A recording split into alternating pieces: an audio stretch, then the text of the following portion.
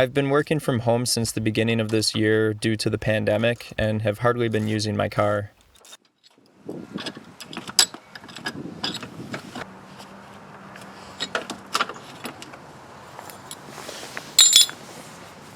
This is the original battery that is now 7 years old.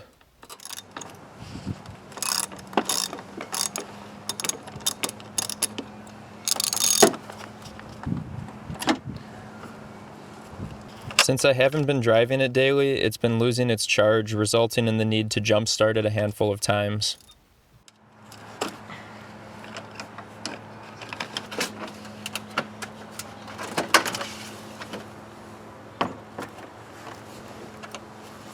This is your typical automotive wet cell battery.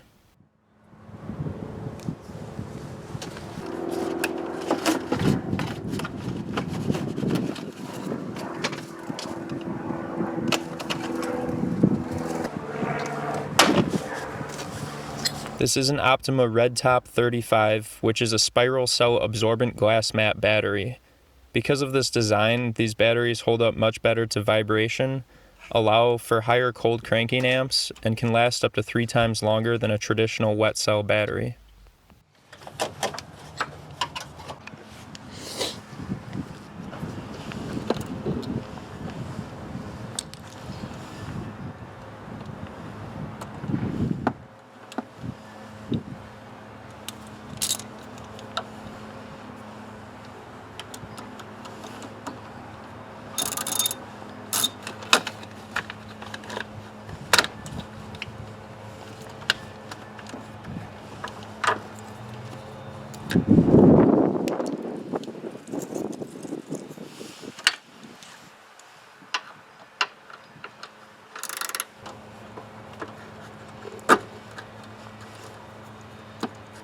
The only issue I found with this battery is that the negative connection didn't quite fit snug on the battery post. I'll have to keep an eye on this.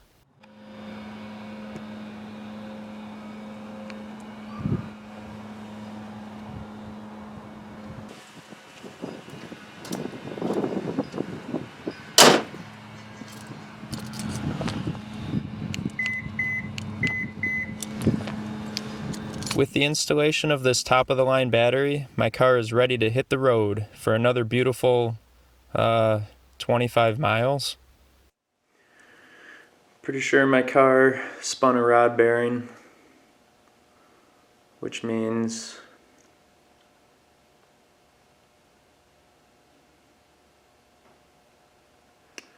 the engine needs to be taken apart and either rebuilt or completely replaced, which is no bueno. That's a lot of money on these cars. Might sound stupid, but it's kind of heartbreaking. This is the first car that I bought brand new, had it imported from Japan. I spent a lot of time and money on this car, making it what I wanted it to be. And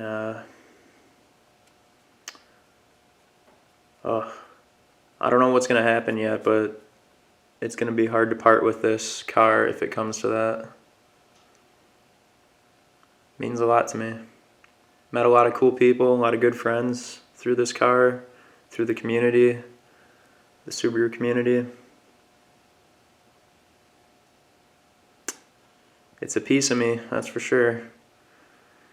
I've known these cars have had bearing issues for a long time now, and have kind of expected this day to come, but it doesn't make it any easier, that's for sure.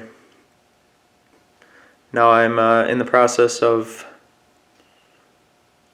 getting this car put on a flatbed and taken out to the Subaru dealership. So many people sued Subaru over premature bearing failure that they extended their warranty coverage of this replacement.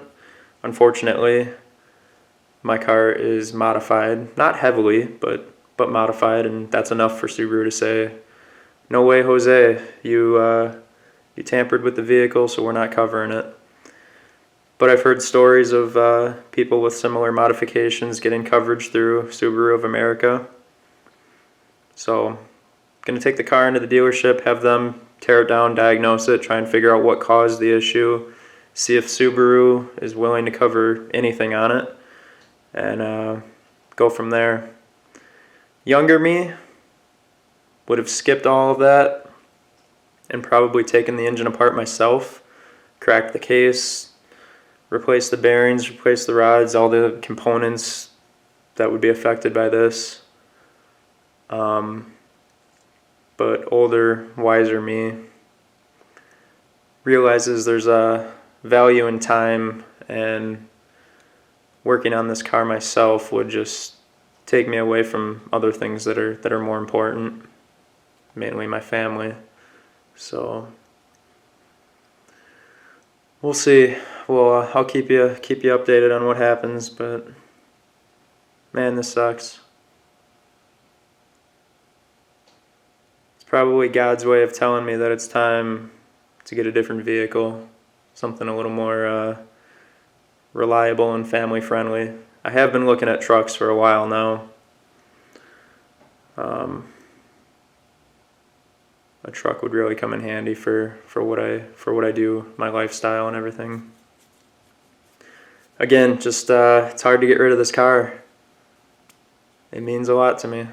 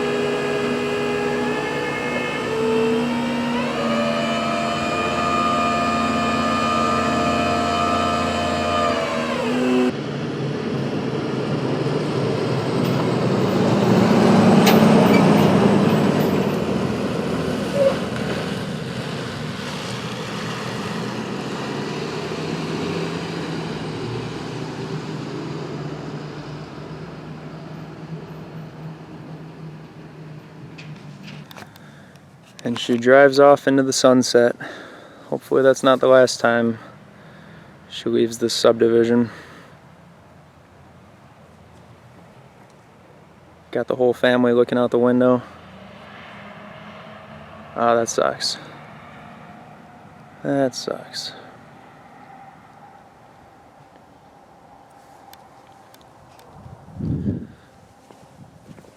Pray for me. Let's hope that Subaru will cover some, if not all, of the repair costs.